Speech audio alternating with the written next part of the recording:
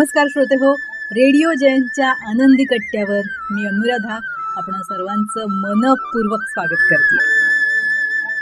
श्रोते हो, नुकताच एक छोटासाच पण फार छान विचार देणारा लेख वाचनात आला.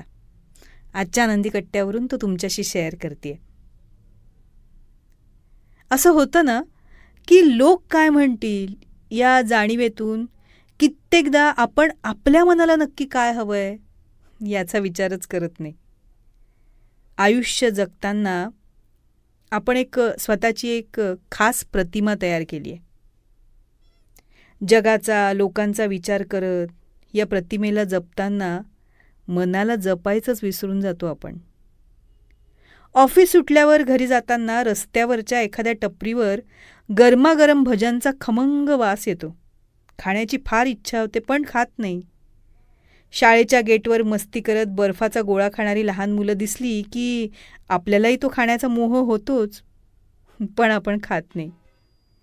चित्रपटगृहात नेहमीच बाल्कनीत बसून सिनेमा बघण्यापेक्षा कधीतरी थेट पडद्यासमोर बसून एखाद्या गाण्यावर, डायलॉगवर मनसोक्त शीळ घालावी, जोरात ओरडत धमाल मस्ती करावी असं वाटतं एखाद्या वेळेस, पण ती आपण करत नाही.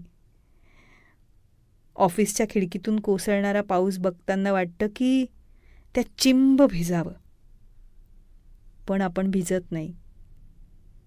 मनात प्रचंड इच्छा असूनही आभासी प्रतिमेच्या चौकटीत अडकलेलं आपण मनाचं न ऐकता लोक काय म्हणतील म्हणून यातलं काहीच करत नाही.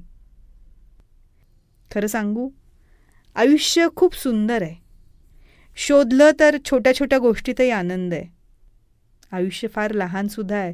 पुढचा जन्म कोणी बघितला आणि तेव्हा लोक काय म्हणतील याचा फारसा विचार न करता काही वेळा मन काय म्हणतंय, त्याला काय आवडतंय याचासुद्धा विचार करावा.